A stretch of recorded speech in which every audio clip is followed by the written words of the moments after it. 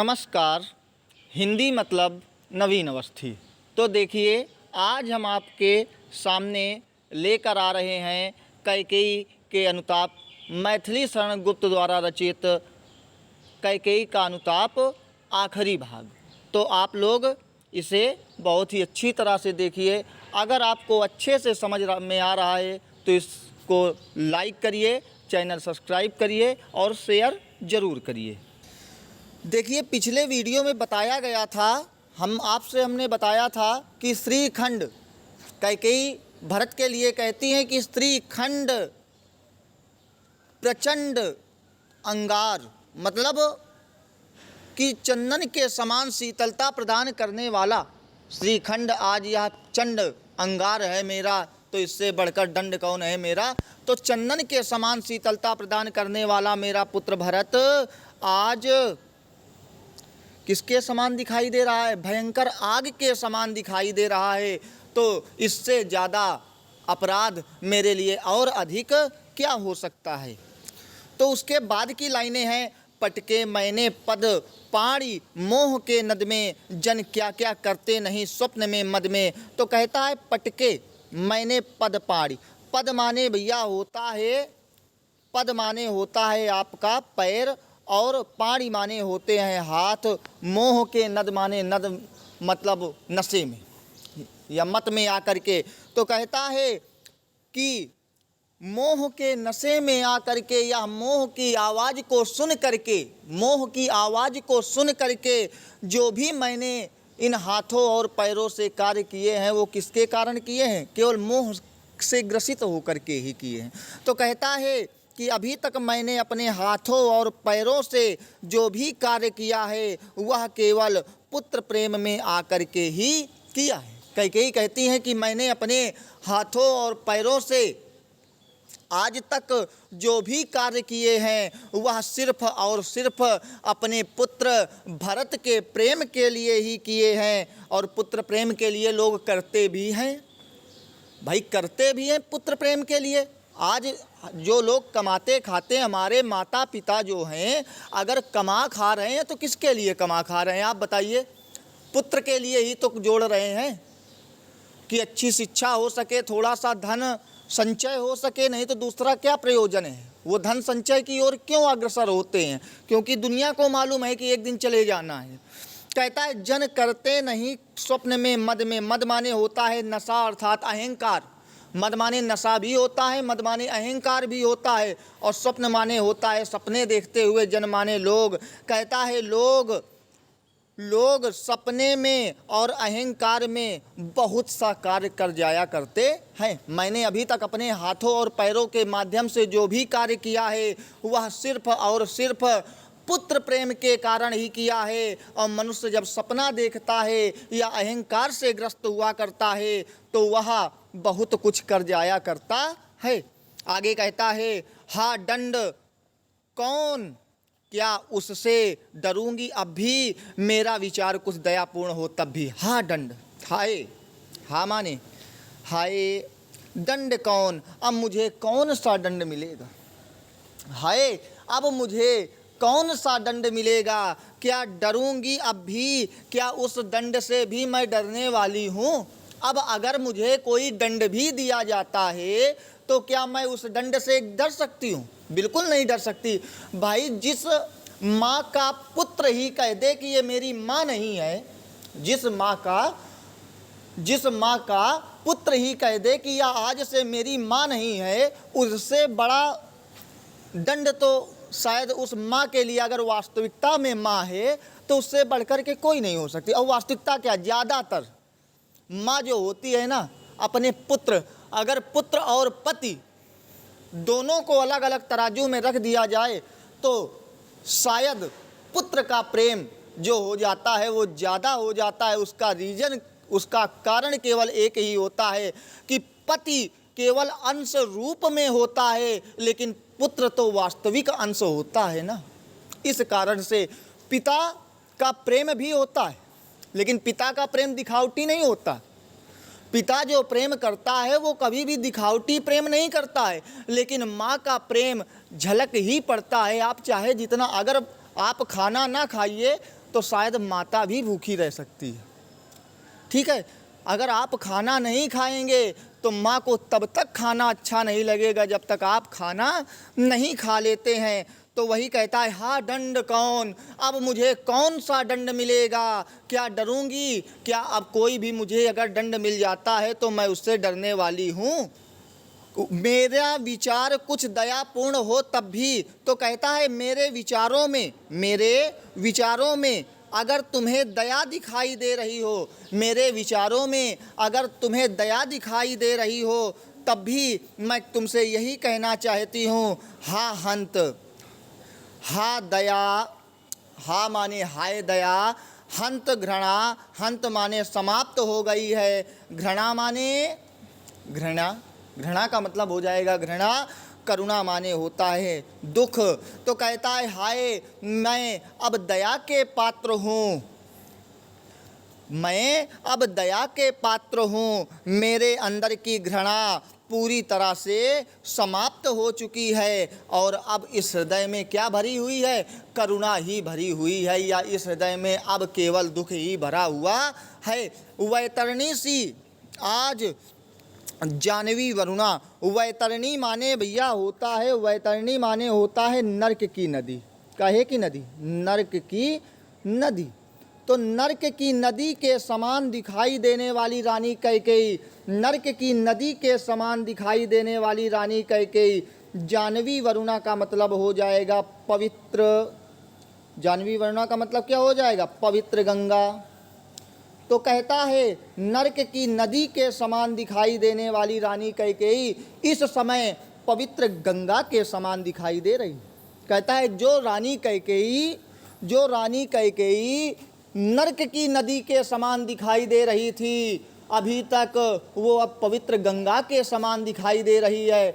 नर्क की जो नदी होती है, जब अगर हमें नर्क मिलता है, साहित्य के अंतर्गत अगर देखा जाए तो जब हमें नर्क मिलता है तो एक नदी होती है जो रूप बदल बदल करके बदल लिया करती है रूप, और उन सभी नदियों से मनुष्य को पार होना पड़ता है। इसी कारण से तो कहते हैं कि कभी भी पाप नहीं करना चाहिए। अब आगे कहती हैं चिर सह सकती हूँ चिर नरक सुने सुविचारी, पर मुझे स्वर्ग की दया दंड से भारी, लेकर अपना यह कुलिस कठोर कलेजा, मैंने इसके लिए तुम्हें वन भेजा। कहता है कि सह सकती हूँ चिर, चिर का मतलब हो जाएगा हमेशा, नरक का मतलब हो जाएगा नरक, सुने माने सुन रहे, सुने, सुविचारी माने सुंदर विचार करने वाले। तो यहाँ पर बैठे हुए सुंदर विचार करने वाले लोग मेरी एक बात को सुन लें। यहाँ पर सुंदर विचार या अच्छे विचारों वाले लोग मेरी एक बात को सुन ले कि अगर मुझे हमेशा के लिए नरक मिल जाता है तो मैं उसे खुशी खुशी सहन कर लूँगी। कहता है यहाँ पर अच्छे विचारों वाले लोग मेरी एक बात को सुन ले कि अगर मुझे हमेशा के लिए नरक भी मिल जाए तो उस नरक को मैं आसानी से सहन कर ले जाऊँगी, पर मुझे स्वर्ग की दया दंड से भारी। लेकिन अगर किसी ने दया में आकर के मुझे क्या प्रदान कर दिया? स्वर्ग प्रदान कर दिया, तो भारी कैसा दंड, तो मुझे यह सबसे बड़ा दंड होगा। लेकिन अगर किसी ने मेरे ऊपर दया खा करके, अगर किसी ने मेरे ऊपर दया दिखा करके मुझे स्वर्ग प्रदान कर दिया तो यह मेरे लिए सबसे बड़ा दंड होगा। क्लियर हुआ? आगे कहता है लेकर अपना या कुलिस कठोर कलेजा, लेकर अपना या कुलिस, कुलिस माने हो जाएगा ईर्ष्या, कुलिस माने ईर्ष्या, कठोर कलेजा माने होता है कठोर हृदय। तो कहता है मैंने अपने इस ईर्ष्या से भरे हुए कठोर हृदय के कारण ही, मैंने इस ईर्ष्या से भरे हुए कठोर हृदय के कारण ही तुमको वन भेजा। हे राम, तुम्हें 14 वर्षों के लिए वनवास भेज दिया। मैंने इस अपने ईर्ष्या से भरे कठोर हृदय के कारण ही राम तुमको मैंने 14 वर्षों के लिए वनवास भेज दिया। घर चलो इसी के लिए, रूठो ना अब यूं। लेकिन अब कह रहा है घर चलो इसी के लिए। आज यही हृदय कह रहा है। देखो, पहले ईर्ष्या से भरे कठोर हृदय ने तुमको 14 वर्षों का वनवास दे दिया, परंतु आज यही हृदय कह रहा है रूठो ना अब यूं। अब हम पे ऐसे गुस्सा ना रहो, अब हम पे ऐसे गुस्सा मत रहो, कुछ चलो घर और हम अब वापस अयोध्या लौट चलो। कहता है मैंने ईर्ष्या से भरे हुए इस कठोर हृदय के कारण ही हे राम मैंने तुम्हें 14 वर्षों के लिए वनवास भेज दिया, लेकिन आज यही हृदय कह रहा है कि तुम वापस अयोध्या लौट चलो, अब हम पे यूँ गुस्सा मत रहो। देखिए कैकेयी कैसे मना रही हैं, ठीक है, एक माँ अपने पुत्र को कैसे मना रही है, ज़रा देखते हैं। हुई जो गलती हुई तो हुई, वो तो इतिहास कभी कैकेयी को माफ़ नहीं कर सकता है, लेकिन मैथिली शरण गुप्त ने किस प्रकार का वर्णन कर दिया, ऐसा लगता है साक्षात कैकेयी सामने खड़ी है। ठीक, कहता है कुछ और कहूँ तो सुनेंगे सब क्यों, अगर मैं इसके अलावा तुमसे कुछ कहती हूँ, कुछ और कहूँ, अगर इसके अतिरिक्त मैं तुमसे कुछ और कहूँगी तो उसे सुनने वाला कोई भी नहीं है। अगर इसके अतिरिक्त मैं तुमसे कुछ और कहती हूँ तो यहाँ पर बैठी हुई सभा दूसरी बात को नहीं सुनेगी। अच्छा, क्या कहेंगी, कहना क्या चाहती हैं? कहना तो भैया यही चाहती होंगी कि देखो मैं तुमसे कितना प्रेम करती थी, बचपन थोड़ा देखिए, बचपन की ओर जाइए राम, मैं तुमसे सबसे ज़्यादा प्रेम करती थी, मैं हमेशा तुम्हें ही अपनी गोद में लिए रहती थी। कभी भी अगर भरत आ गया है और तुम आ गए हो तो मैंने पहले तुम्हें प्रेम किया है, तुम्हें स्नेह किया है। भले मैंने जन्म भरत को दिया, लेकिन कैकेयी तो राम की थी ना, माँ तो मैं तेरी ही थी ना। तो ये अगर मैं बातें करती हूँ तो यहाँ पर बैठी हुई सभा इस सब चीज़ों को बिल्कुल नहीं सुनेगी।